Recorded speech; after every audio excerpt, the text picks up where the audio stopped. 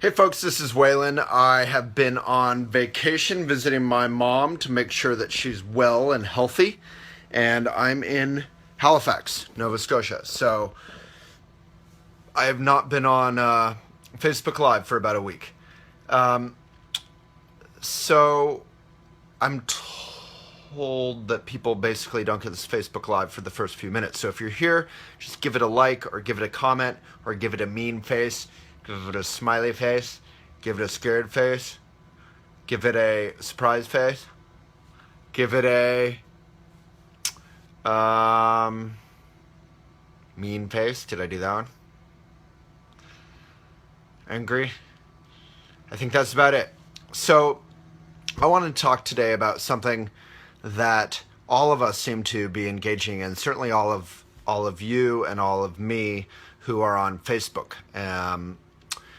And I know you're on Facebook because this is a Facebook Live. And if you're watching this on our YouTube channel, youtube.com/elephantjournal, it's the same sort of thing in YouTube comments. It's the same sort of thing on elephantjournal.com in the comments section.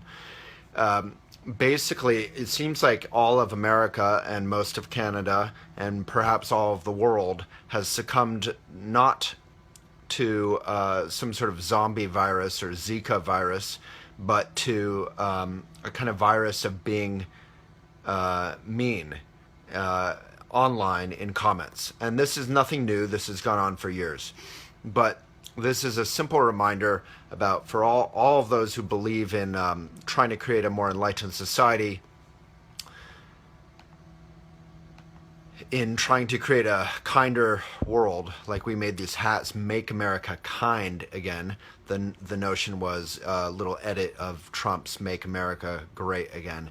The notion is that true greatness is in kindness. So let's say, I want to encourage people out there to engage in, I'm not sure if I'm completely talking to myself because there's no comments. I haven't done these videos for a week and maybe everyone left. Just say something silly if you're there. You can say "hai," which is the Japanese for yes, or present, kind of. Or you can say I'm dumb or crazy. My eyebrows are out of shape. All right. Thank you. I appreciate it. Thanks, guys. So I just wanted to know that people were here because I'm on my downstairs neighbor's Wi-Fi with his permission. He shares it kindly with my mom. And I'm staying in her apartment. I'm on a little futon here in her living room. She lives in an incredibly small apartment. It's very cute, kind of downtown. It's sort of leaky. The garage is falling over and her balcony is on the garage. So it's already fallen about half a foot. It's not a great house, but it's very cute, and she has very simple kind of, here you go, you can kind of see it. She has like a TV circa 1982, she has her old books. It's just, everything's very cute and kind of simple. She has her old teaching maps on the wall, because she was a teacher until basically now. She just retired. So little bit of a health thing, so I came up here to make sure she was okay, and it's been amazing because my phone basically doesn't work up here. It's Canada, it's foreign land. It's like going to Hogwarts or something. I basically have only really worked maybe 3, 4, or 5 hours a day at most for a week, and that's really unique for me, and I've really chilled out and just had meals and stuff with my mom.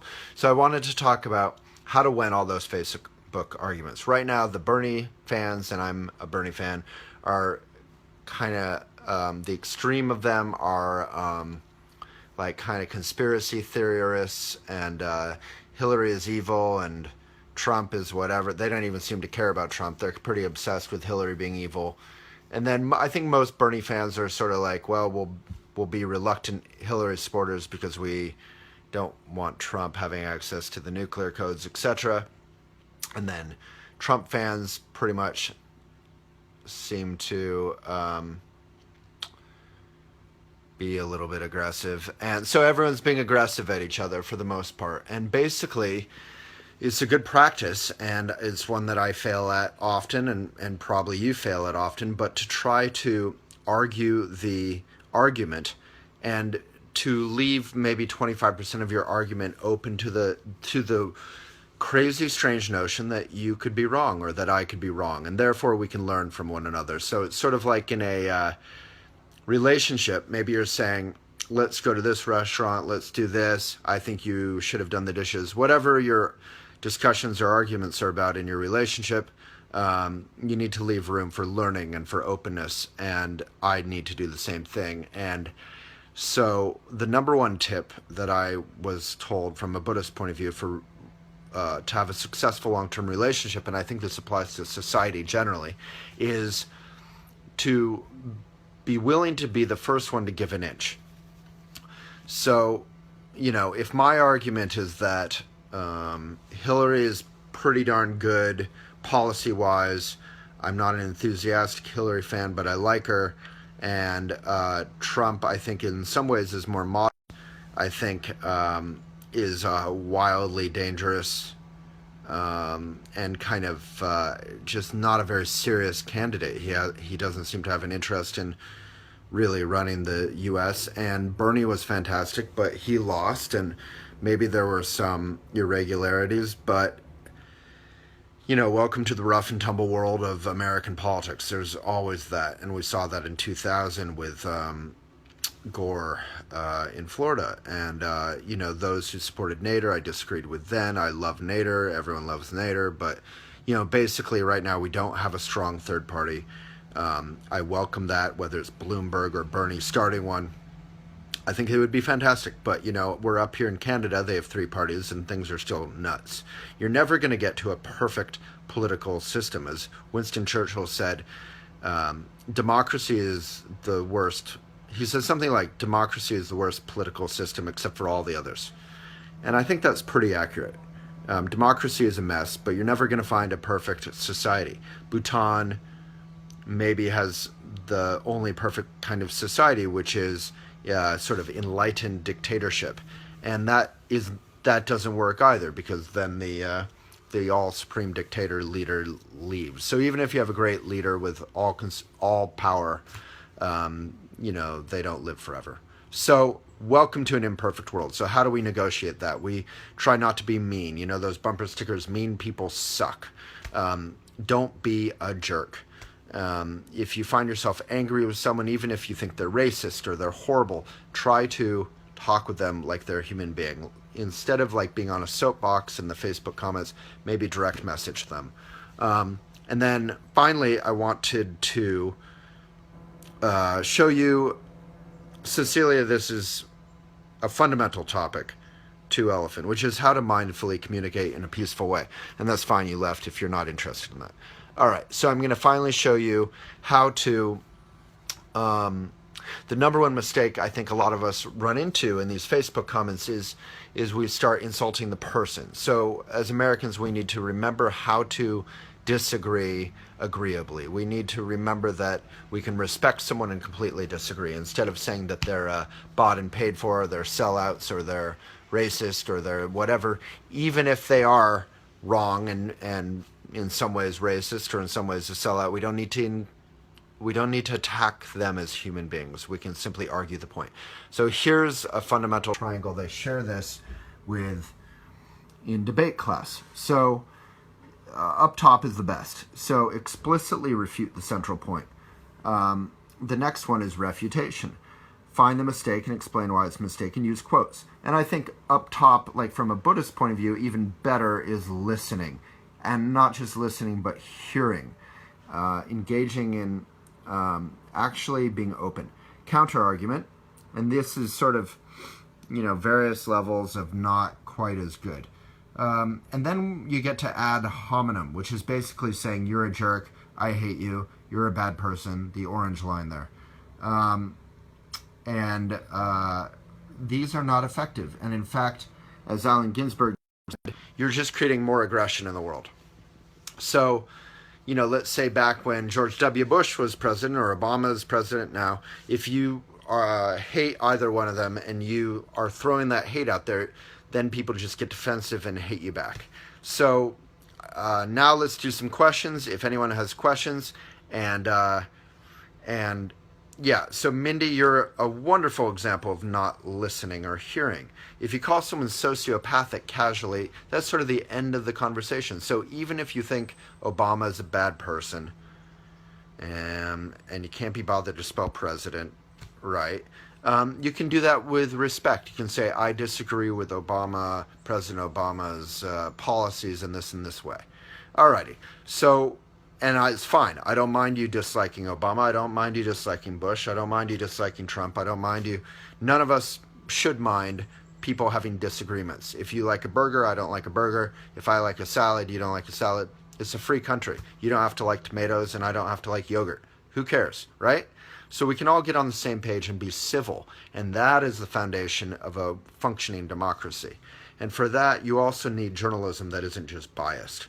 So it can be fun to share insulting things about Trump or Clinton or Obama, but we need to do that in a limited way, and we need to have a sense of humor that's not just making fun of people, but making fun with people and making fun of ourselves.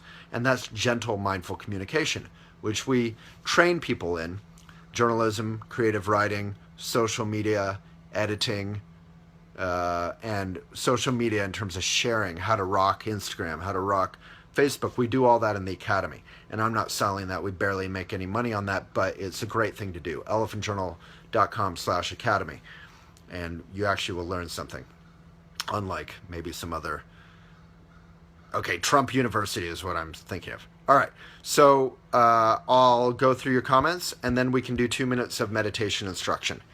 And let's see. All right, a bunch of you are here. Thank you so much, watching and listening. Something silly. A bunch of you are here. Moms are awesome. Yeah, my mom is awesome. Bethany, that's so interesting. Yeah, so, I think the difference is that people don't really tend to connect with Hillary as much as Bernie, but the policies, climate change, really we can't afford to lose 4 to 8 years. Elephant is not partisan, but we do have values, and one of them is being responsible with our planet, being in harmony with our planet. And that should be a Republican value too. We want a good an economy is based on the planet, not just exploiting it, but thinking long term, and equal rights are important, these kind of things. Yeah, Gary Johnson, fantastic. I think it's fantastic. However you want to vote, Hillary, Trump, whatever, it's great. But let's engage in mindful dialogue without making ad hominem. Ad hominem.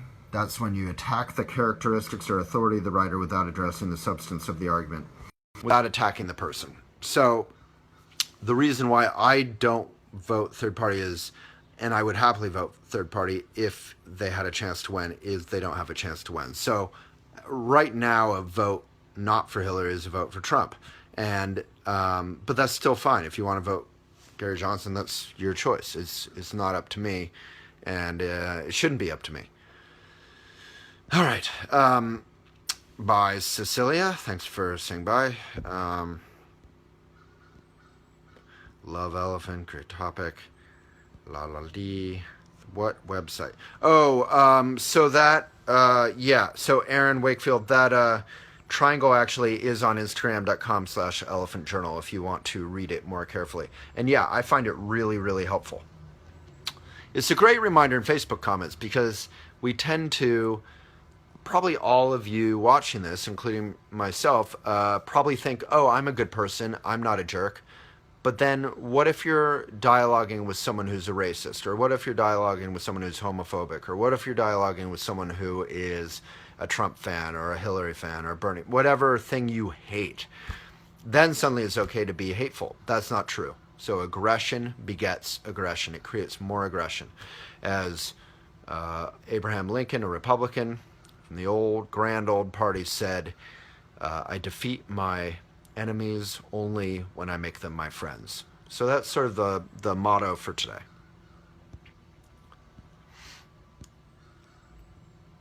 Am I pointing out other shortcomings? I'm not sure. Denise, maybe just mention what you're talking about. I just looked at the comments. I don't know how I've done that. But yeah, I think that's an important point, though.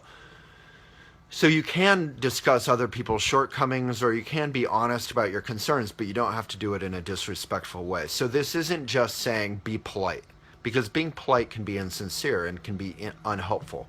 If you see someone pushing someone around, it's still okay to intervene or to protect. This isn't just saying be passive,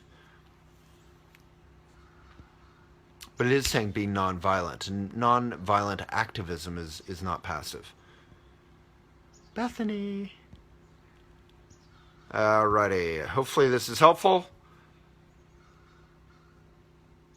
Jennifer, great reference. I don't see any elephant editors on, so we can't refer to any elephant blogs necessarily, but Instagram.com/elephantjournal has that triangle, and you can check it out. I don't see any other comments. All right.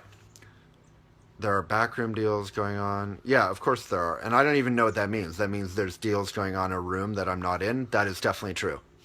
And I'm not trying to make light of it, but the expression backroom deals would seem to say, well, I'm only in Canada right now. I live in the U.S. I love Canada. But, yeah, there's always going to be like deals that I'm not privy to. And that's okay. I'm not the boss of the whole world. I'm not invited to every meeting, and if they invited me to every meeting, I wouldn't attend. Because meetings can be boring. I'd rather walk around the gardens in Halifax, the public gardens. You can see all my photos of them at Instagram.com/Waylon Lewis. It's so beautiful up here. Super inspiring. I've shared everything I find uninspiring and inspiring and uninspiring. Yes, May, exactly. Yeah, we can be peaceful, but we can also be frank. And I think that's a powerful combination. I can say I don't like Trump for these reasons, but I don't have to be disrespectful to him or to his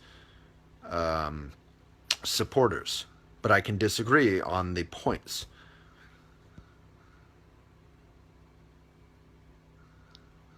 Oh, Denise. Yeah, well, I mean, I am very arrogant, but I would say, yeah, if you're going to call someone sociopathic, I think that's a little bit extreme, and we're trying to talk about that, Denise.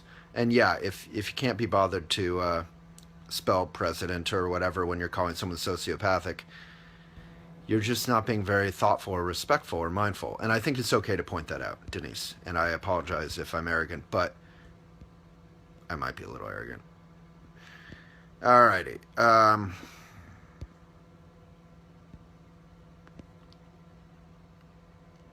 Denise, amen. Not everyone has to like me. Alrighty. Let's meditate. So, what's great is we don't have to even like ourselves completely, but we can, through meditation, we can engage in becoming our own best friends. And that includes all the qualities that we don't like. Denise is on a tear with me. All right. Denise, I thought you weren't going to watch me. Why would you want to watch this arrogant person? All right. So just take a good posture. Ground yourself. So ground your sit bones. Take a good posture. Feel that spine, the natural curvature. And what's powerful here is if people don't like you, if you don't like yourself, that's okay. We're going to follow our breath. This is the Buddhist practice of shamatha. So take a good posture, eyes open. We're not trying to block out the world with all of its chaos. We can keep letting the world in and have a sense of humor and groundedness and openness about it. And that eventually is more effective in living a happy, peaceful, helpful life than blocking it out. So take a good posture. Eyes open, but eyes can be down, soft gaze, and follow your breath in and out. The reason we follow our breath is it's basically a great way to kind of touch in with the present moment. The breath is hard to cling to, it's not solid. So breathe in and out. Let's try that.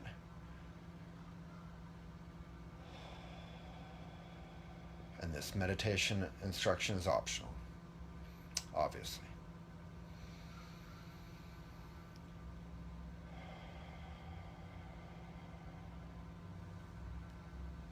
If you find your body naturally relaxed, that means you're coming into the present moment, you're coming out of your head, and you're coming back into the present moment. We tend to get caught up in our thoughts and our anger and our defensiveness and our arrogance, all kinds of things that we all do. We're all human. So find your breath in and out.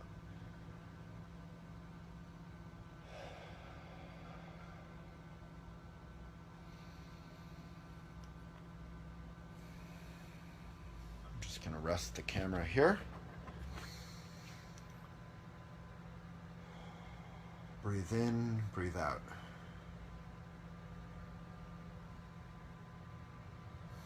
Just making sure it's working.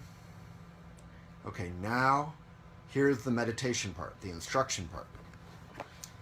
So I'll tilt it there so you can have something to look at. So breathe in, breathe out. When you find yourself thinking, caught up in your thoughts, thinking about lunch, thinking about going for a swim, thinking about your work, thinking about an argument you're having, thinking about something good, thinking about something bad, thinking about a loved one, whatever your thoughts are, you can label it thinking. You're not trying to get rid of it, you're just seeing it, acknowledging it, and then return to your breath. So let's try that for a few breaths. Breathe in, breathe out.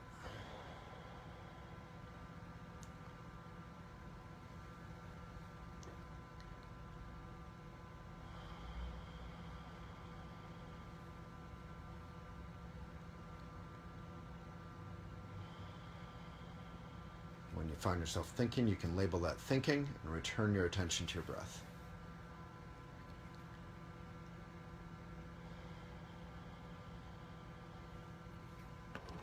And that's it. So that's basic shamatha meditation practice. We do that for a couple minutes every single day, 11 a.m. MST while I'm traveling. It's a bit of a random thing. I hope everyone is well, and thank you so much for touching in. See you back in America shortly.